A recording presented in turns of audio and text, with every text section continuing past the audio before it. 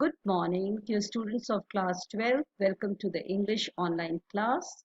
We are going to take up the text of this lesson, the last lesson. You have already watched some videos related to the overview of this lesson. So let us read the text of the lesson and understand the finer elements in this lesson. So first about the author, Alfonso Daudet. 1840 to 1897, he was a French novelist and a short story writer. Now, this particular lesson is set in the days of the Franco-Prussian War, 1870 to 1871. And in this war, France was defeated by Prussia, which was led by Bismarck. Prussia at that time was known, and it combined the nations Germany, Poland, and parts of Austria. In this story, the French districts of Alsace and Lorraine, they have passed into Prussian hands. And so you're going to read in the story to find out what was the effect this decision when French districts of Alsace and Lorraine, they had passed on to Prussia, what it had on the life at school in Alsace. Now, while we are reading the text, we are going to work on the expressions in great dread of, counted on, thumbed at the edges, in unison, a great bustle, and reproach ourselves with. So let us begin. I started for school very late that morning and was in great dread of scolding. So the narrator here, who's a little boy called Franz, a school-going boy. And he started for school late that morning. And the fear of scolding was there. Not only of being late, but the other reason was because M. Hamel had said that he would question us on participles. And I did not know the first word about them. So he had not done his homework, that was preparing on participles, and probably the teacher was strict and he was late for school. These were the various reasons why little Franz did not want to go to school that morning. He dreaded the scolding of the teacher. Dreaded means he was scared of. For a moment I thought I was running away and spending the days out of doors. So this thought momentarily came to the narrator's mind of running away, bunking school, and spending the day outdoors. The reason being, it was so warm, so bright. It was a bright, sunny, warm day. So these were the temptations which were inviting him to bunk school.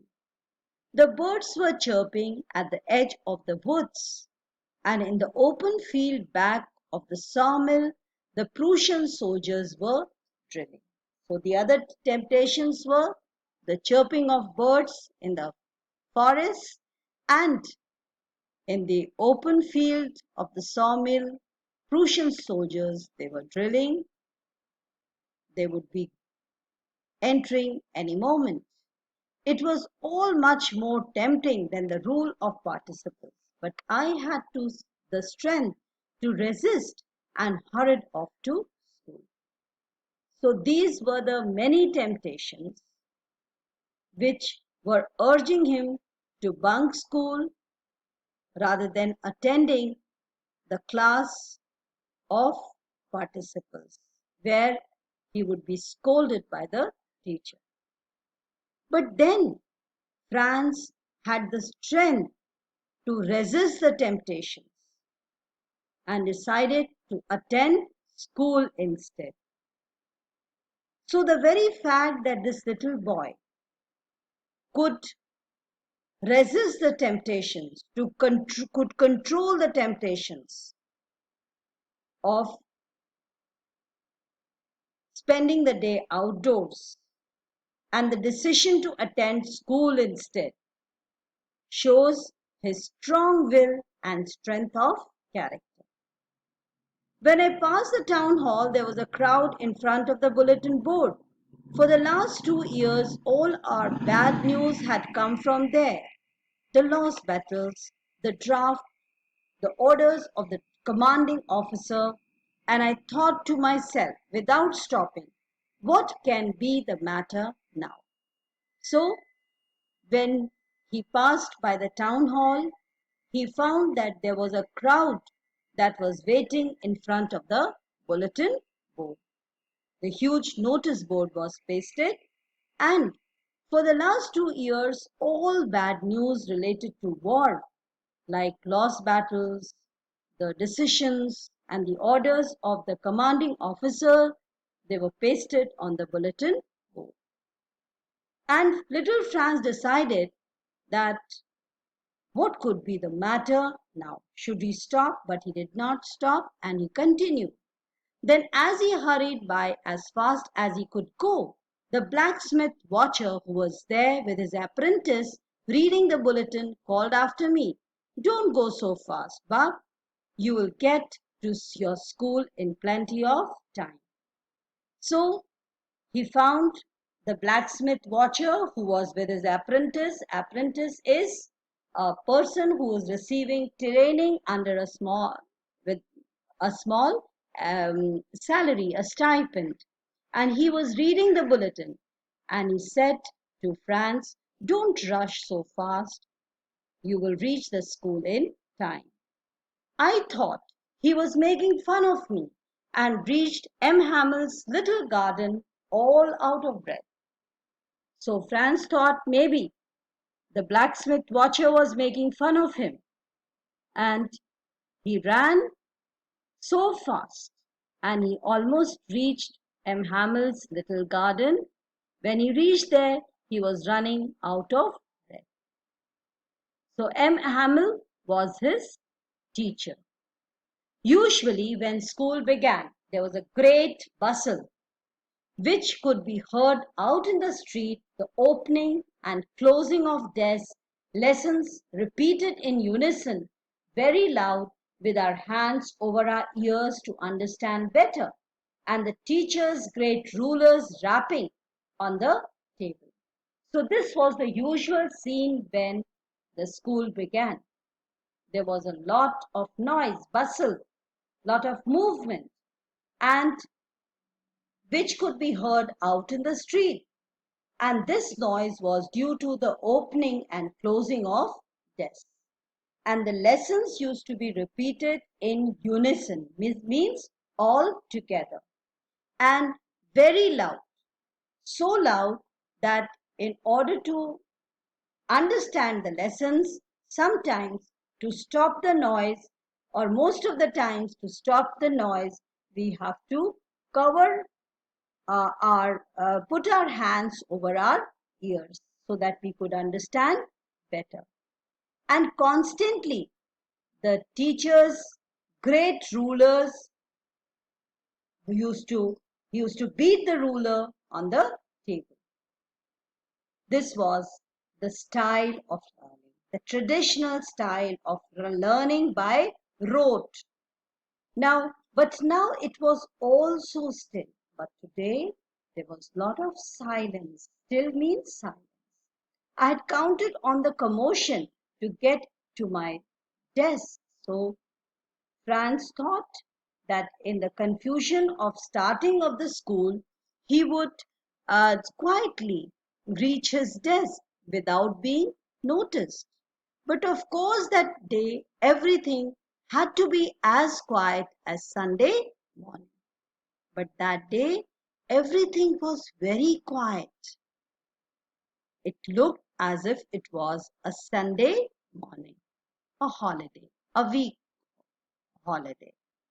Now, through the window, I saw my classmates already in their places, and M. Hamel walking up and down with his terrible iron ruler under his arm.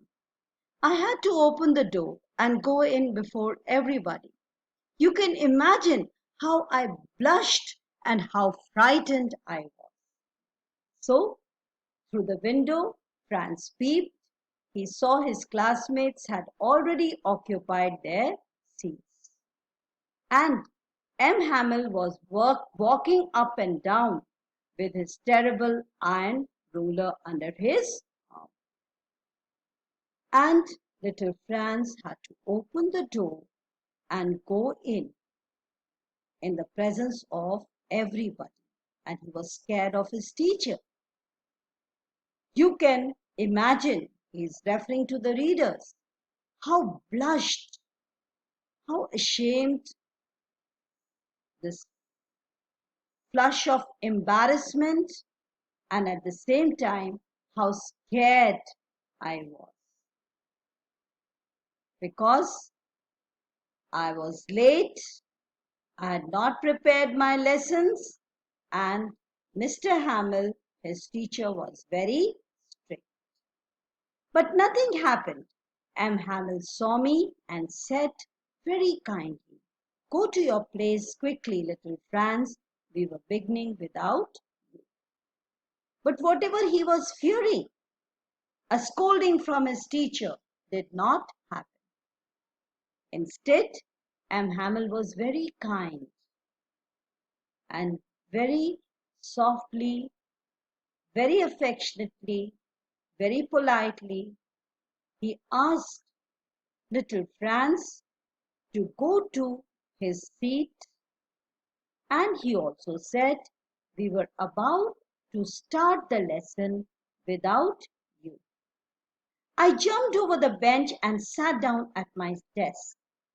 Not till then, when I got a little over my fright, did I see that our teacher had on his beautiful green coat, his frilled shirt, and the little black silk cap, all embroidered, that he never wore except on the inspection and prize days. Then he noticed his teacher when he was out of fright. He had regained his calm and he was sitting quietly. Then he noticed that his teacher was wearing a beautiful green coat and his frilled shirt, which he had worn earlier also. This dress he had worn earlier also. And there was a little black silk cap, all embroidered. And this special dress the teacher wore on special occasions of the school, like inspection and prize days. Was there any special day today? Besides, the whole school seemed so strange and solemn. He now noticed that the school looked also very strange and very calm. Earlier, there was a lot of commotion, noise, hustle and bustle, sound of opening and closing of desks, lessons repeated in unison, and rapping of the teacher's ruler. But today the school was very quiet as a Sunday morning. And the teacher was also in his best dress. And the teacher did not scold him for coming late. Instead, he asked him to come inside and said, "We were about to start without you." So, we are going to stop here and we'll be continuing this text of this lesson in tomorrow's class. In the meantime, you will work out on this lesson and come out with your queries. You are going to have your periodic tests also. So this is a part of your revision. Thank you. Have a nice day.